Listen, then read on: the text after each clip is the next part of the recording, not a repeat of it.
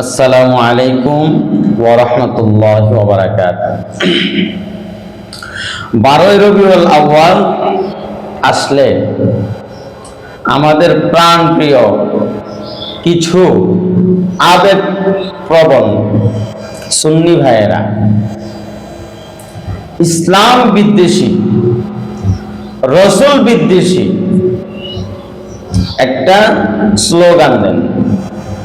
অবশ্য স্লোগানটি বলতে আমার কাছেও বিব্রত বোধ হচ্ছে, কিন্তু এরপরও বাধ্য হয়ে বলা লাগতেছে। স্লোগানটি হলো, ওনারা বলেন, মিলাদুন নবী পালন করো, সিরাতুন নবীকে লাথি মারো। নাউযু বিল্লাহি মিন যালিক। আপনি যে সিরাতুন নবীকে লাথি মারতেছেন, লাথিটা কোথায় গিয়ে লাগতেছে চিন্তা করছেন? মিলাদুন নবীর মধ্যে সিরাতুন নবী নেই, কিন্তু সিরাতুন নবীর মধ্যে মিলাদুন নবী রয়েছে। যেমন ভাবে একের ভিতরে 5 নেই, কিন্তু 5 সংখ্যাটির ভিতরে 1 রয়েছে। আপনি যে লাথি যে মারলেন, কোথায় মারলেন? সিরাতুন নবীর মধ্যে রয়েছে তো কোরআন, সিরাতুন নবীর মধ্যে রয়েছে নামাজ, সিরাতুন নবীর মধ্যে রয়েছে রোজা, সিরাতুন নবীর মধ্যে রয়েছে হজ, সিরাতুন নবীর মধ্যে রয়েছে যাকাত, সিরাতুন নবীর মধ্যে রয়েছে রাসূলের দাড়ি, সিরাতুন নবীর মধ্যে রয়েছে রাসূলের টুপি, সিরাতুন নবীর মধ্যে রয়েছে রাসূলের পাঞ্জাবি, সিরাতুন নবীর মধ্যে রয়েছে রাসূলের সমস্ত সুন্নাহ। লাঠিটা কোথায় গিয়ে লাগলো চিন্তা করছেন কখনো? যারা নাকি বলল মিলাদুন নবী পালন করো, সিরাতুন নবীকে লাথি মারো,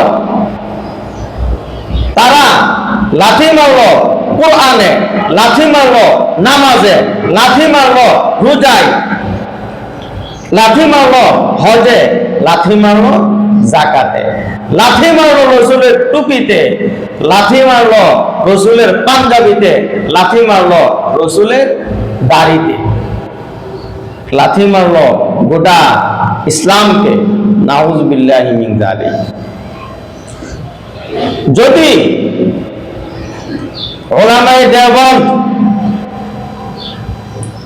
কাফের ফতোয়া দেওয়ার ব্যাপারে সর্বোচ্চ সতর্কতা অবলম্বন না করতেন,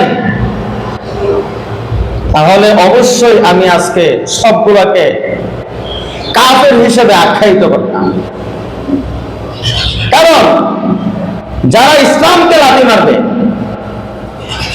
তারা কোনোদিন মুসলমান হইতে পারে না, মুমিন হইতে পারে না। যারা রাসূলের সুন্নাহকে লাথি মারে, কোনোদিন তারা মুসলমান হতে পারে না। তারা যে কাফের, এই ব্যাপারে কোনো সন্দেহ নেই। যারা আল্লাহ রাসূল সাল্লাল্লাহু আলাইহি ওয়াসাল্লামের গোটা জীবনীকে লাথি মারে, ওরা কোনোদিন মুসলমান হইতে পারে না। আপনি বলতেছেন মিলাদুন নবী পালন করো, সিরাতুন নবীকে লাথি মারো, নাউযু বিল্লাহ। কোথায় গিয়ে লাগলো লাঠিটা চিন্তা করছেন কখনো? মুখ দিয়ে একটা আসছে, বলে দিছেন, কিন্তু এর পরিণাম কি, শেষ রেজাল্ট কি চিন্তা করছেন কখনো?